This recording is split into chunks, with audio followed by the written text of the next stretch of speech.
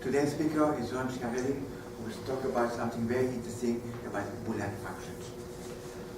All right, so today I'm going to be talking about a process by which we can generate all of the Boolean functions of a low degree, and what the methods behind it, and what implications the particular function that we find have. So, beginning with the definitions, what is a Boolean function?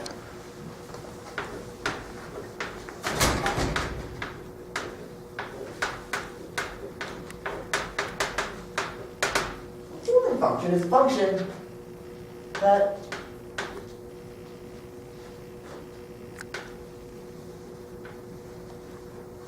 takes in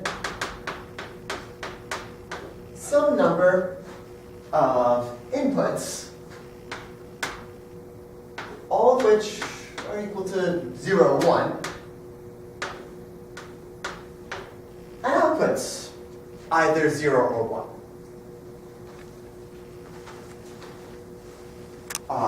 Other definitions of it will have it be 1 or negative 1, but these are equivalent in certain senses anyway. Now, one way in which we understand Boolean functions is via what we call its polynomial representation. That is to say, we think of it as being a polynomial such that when you plug in 0 or 1 for all of its inputs, you'll get an output of 0 or 1, no matter which combination of 0 or 1 you plug in. So, as an example, suppose that f of x1, x2, x3 is the Boolean function that outputs 0 if x1 equals x2 equals x3 and 1 otherwise.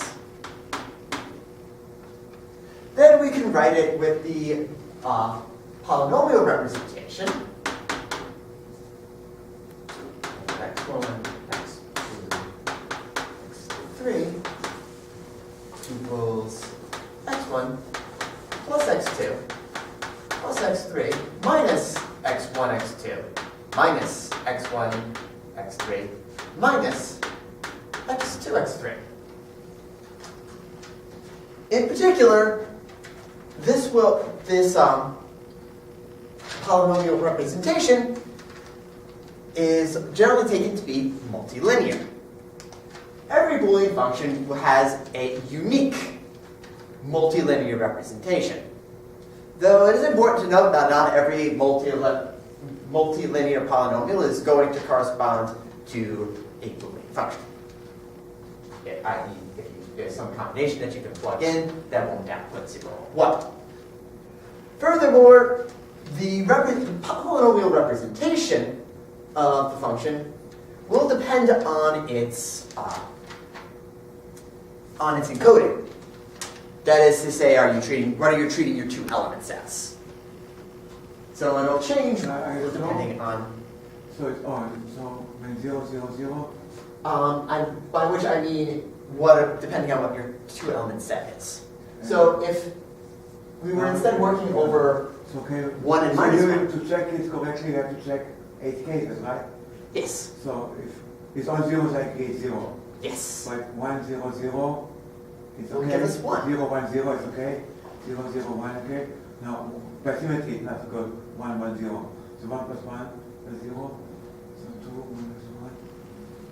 What's the plugging 1, 1, 0?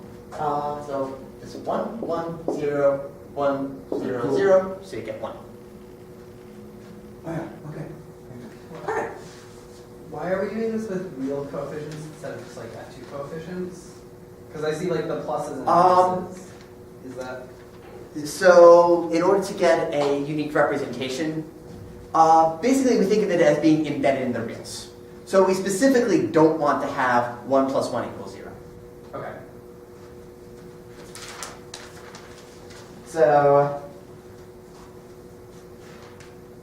now this lends us to one particularly nice property of Boolean functions, which is their degree. The degree of a Boolean function is just the degree of its multilinear polynomial representation. And very nicely, this is independent of our encoding. I.e., it doesn't matter if our set is 0, 1, 1 or minus 1, pi and e, pi and negative e, whatever you have, it'll be the same degree.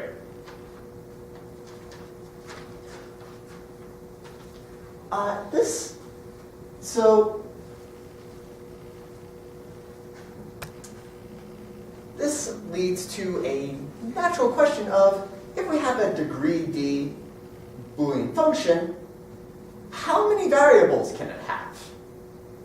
Well, the answer is arbitrarily many. For an example, I will give you a degree 1 Boolean function in a million variables. So when you plug in, okay. So right now I'm just going to write down a sample. No, when the chance in your home, you plug 1, 1, 1, you get 0. Yeah. Yeah, definition is No, you definition plug set. 1, 1, 1. Yeah, you get 0 because the definition of the Boolean function is that if you x1, x2, and x3 are all equal. Oh, Only for 0, 0, 0, 1, 1, 1 is 0. okay, we have that Only equal. for two cases. Okay, okay. So, Okay, great. Okay, guys, right, sorry. here we go.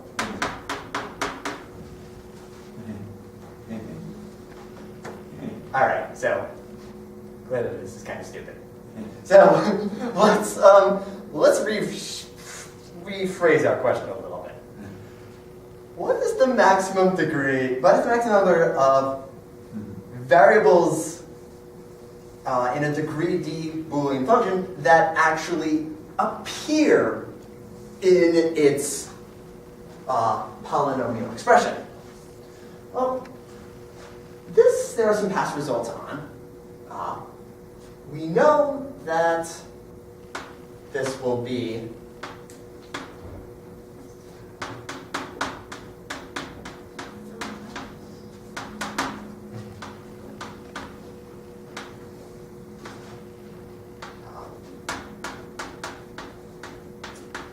function. We know that we can achieve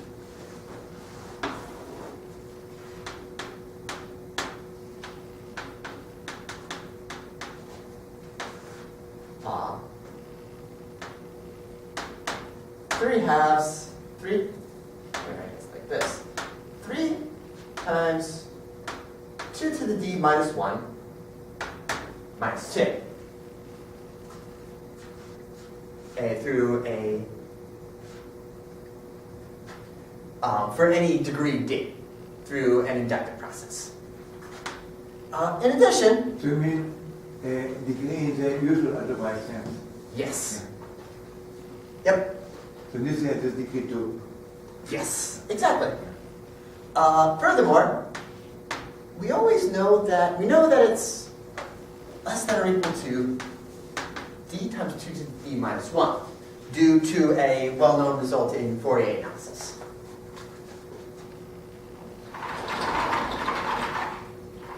So we notice there's a gap between those two, between our maximum and that we can construct an upper bound. So how can we get this closer? Well, here we can leverage another property of our polynomial representation of the Boolean function.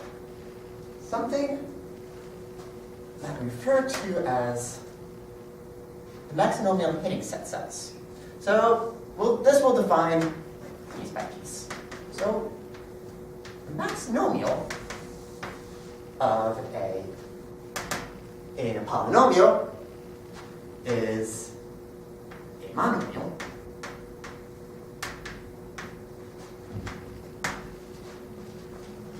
with degree equal to the degree of the polynomial it's in.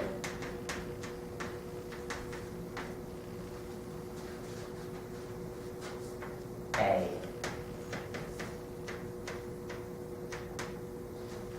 maxonomial thinning set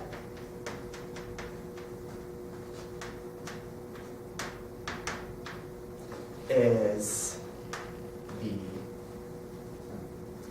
a set of variables, input variables of our function, such that each maxonomial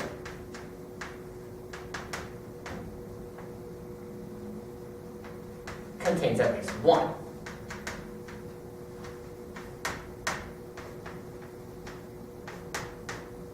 So, for example, for our f above, a example maxonomial hitting set would be x1, x2. We don't hit our monomial x3, but that's okay because it's not a maxonomial. Then, the maxonomial hitting set size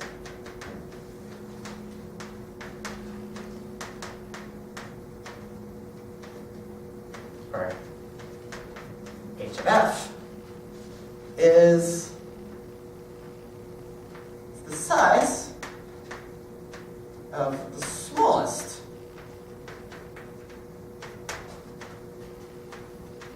maxonomial hitting set of f.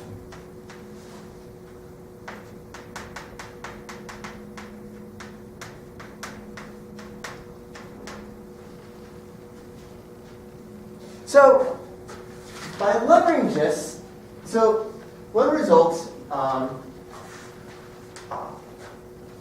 in a So in paper this by example, yes. in this example, what's the hitting set? So, example maxonomial hitting set would be x1, x2. x1, x3 is also a maxonomial hitting set, as is x1, x2, x3. So, one result that we've shown is that the number of variables in a degree d polynomial is less than or equal to c of d times 2 to the d.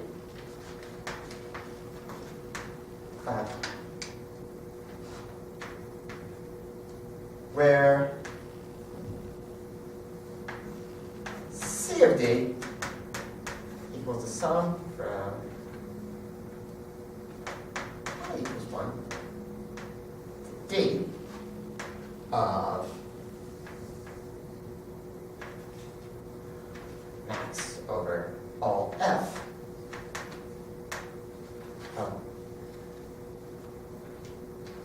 all f with degree equal to d of h of f times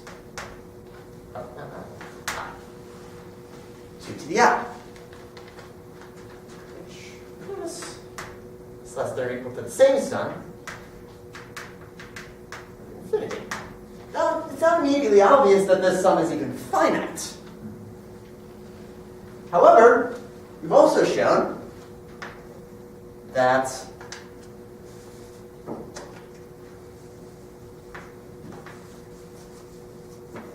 h of f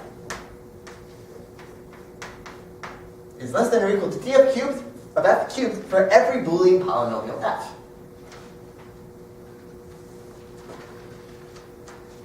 Which tells us that the sum is indeed finite. And so we know that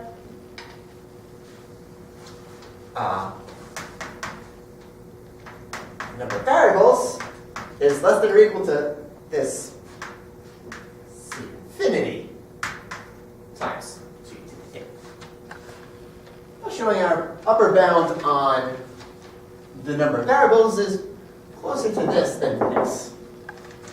The best result we've achieved for this this c of infinity is this upper bound on the number of variables is with a constant of 6.614.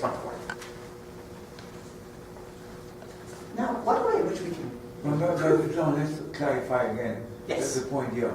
So every Boolean function of n variables can be expressed as a usual algebraic polynomial of degree n, right? Yes. But now you're focusing on a small degree. Yes. The d is much smaller than n. Yes. And so what you will find upper bounds for number of variables. Mm-hmm. Okay. So is it an obvious? So it's upper bound. It is hard. The upper bound? Is it obvious, or you have to? It's a theorem. It's a theorem. Is there anything obvious you can say? Not really. No. You can arrive to it via Fourier analysis. Yeah. So there's no obvious upper bound to this. For example, a million to the power d. You know? Not that I know off the top of my head.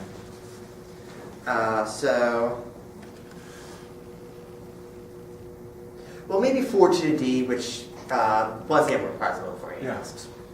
But in any case, we can improve this bound even more if we had a stronger bound on h.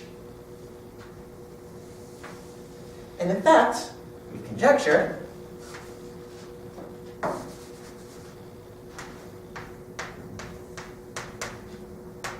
that h of f is less than or equal to d of s. So every Boolean function has its maxonomial hitting set size less than or equal to its degree. This is true. We get a whole bunch of nice stuff. So is that your conjecture or somebody else made it? that's our conjecture, joint work with Dr. Mike Sachs and Puya Hatami. So, And is there any evidence for this conjecture? well, that's a good question. So, one thing we note here is that in figuring out whether this holds for all Boolean functions, we don't necessarily need to check every single one. For example, if we've got a Boolean function and we know what its degree and maxonomial hitting set size are, then taking all cases of xi and replacing with xj, and similarly replacing all instances of xj with xi, isn't going to change the degree or number of variables or maxonomial hitting set size of the function. It's, in a certain sense, the same function. The same sort of thing is true if we take an x sub I and replace it with 1 minus x sub I. Or just toggle the whole function so that instead of outputting 0, it outputs 1, and vice versa.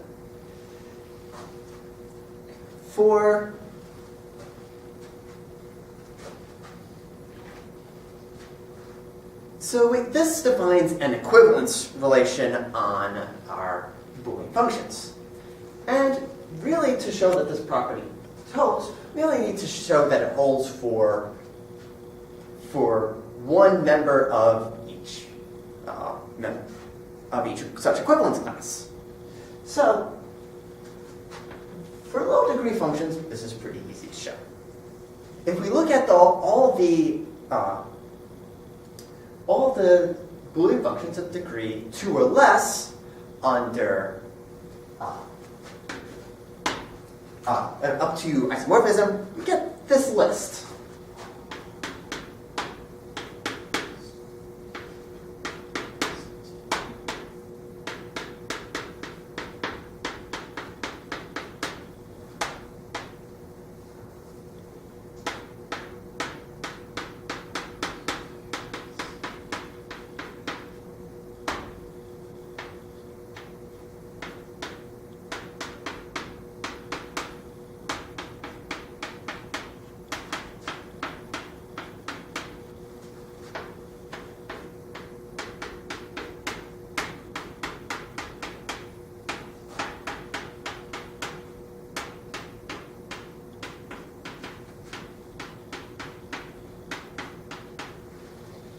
So it's pretty straightforward to confirm that all of these are in fact Boolean. Even more straightforward to confirm that they're all degree less than or equal to 10. Which we can see that these are going to be all of them. Our previous 4a bound tells us that any degree 2 Boolean function is going to be over at most 4 variables. There are only about there are only 2 to the 16 different Boolean functions over 4 variables, so we can realistically check all of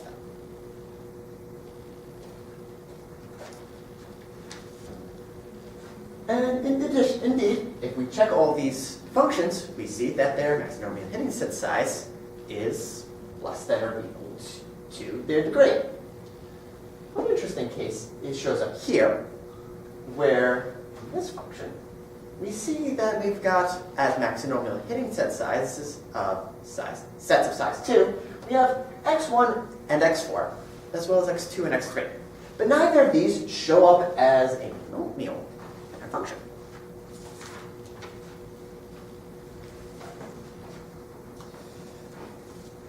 So, now that we've shown it for x1, for d equals 1 and d equals 2, let's see if we can show it for d equals 3. I'm sure it won't be hard at all to enumerate them all out. So, these all of them are to equivalence. Yes, Yeah. exactly. Which can be sort of weird. You may not, for example, this function right here, equivalent to this one. So that's dk, yeah, dk1 or 2. Yes. So, And that dk1 is that x1? this one right here? No, dk1. Yes, just x1. Yeah. That's the only degree 1 Boolean So function. you have to stick with what I guess. 1 and then. Yeah, I guess so. So here's our first guess for an approach for all the degree 3 functions. 3 functions. So we know that a degree 3 function is going to have at most 12 relevant variables. Great. So,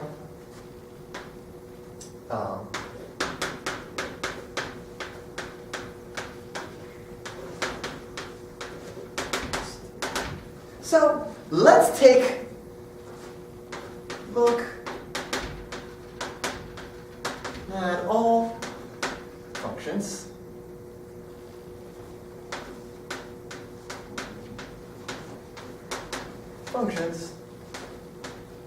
on 12 variables.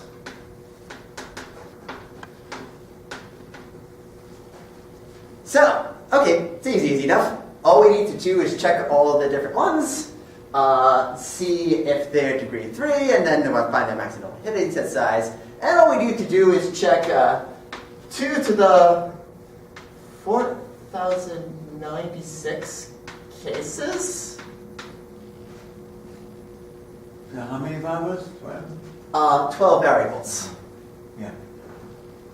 So 2 to the power Yes, I suppose it is technically finite. Have you considered just getting them undergrad to do them? So, you might need infinite monkeys. So, Dr. Z, I know that you don't believe in infinity, but this is effectively infinity. All right, no, scratch that. All right, better plan. Let's do this just by setting. Let's set all the outputs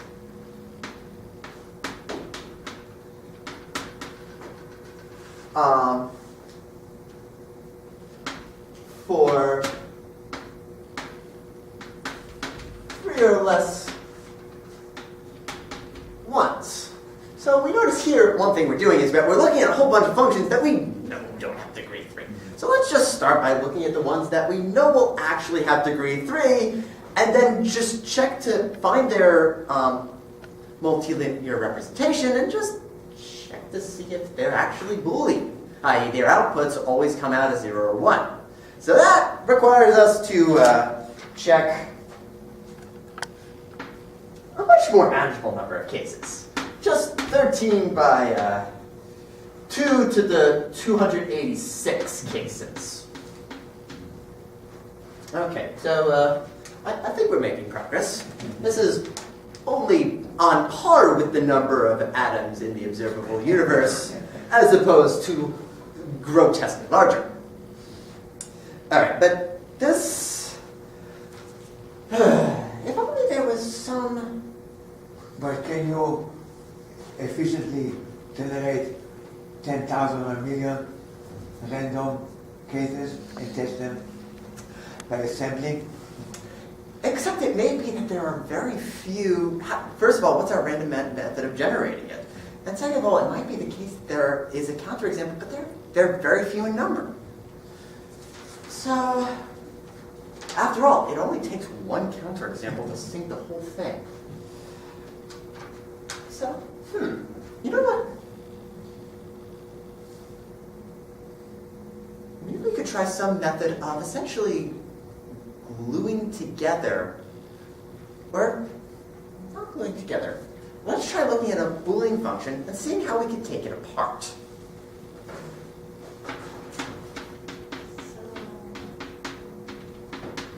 Let's say that we've got some Boolean function of this form.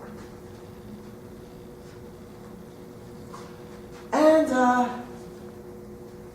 well, what's one way in which we can express this? We can express it in this form.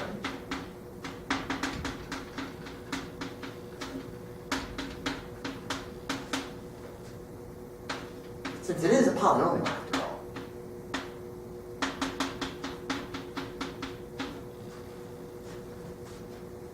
And we've got a new function. Great. And all we need to figure out is our g and h. There's one small problem with this. This h will end up being Boolean. But this g, not necessarily. So, ideally, when we're doing this splitting apart, we want to have our two outputs be Boolean functions, and that leads us to a nice sort of inductive approach. So, let's try this.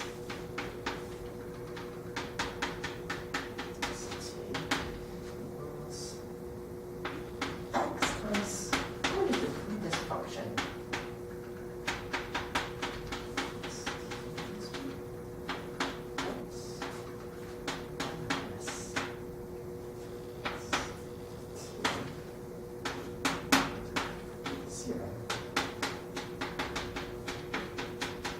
So here, f1 is going to be the output of the function when we hold xt to be equal to 1. And f0 is going to be the output of f when we hold xt equal to 0. And indeed, we can see, hey, this is equality, and these are both Boolean functions. So, and also, these guys are going to have degree no bigger than this guy.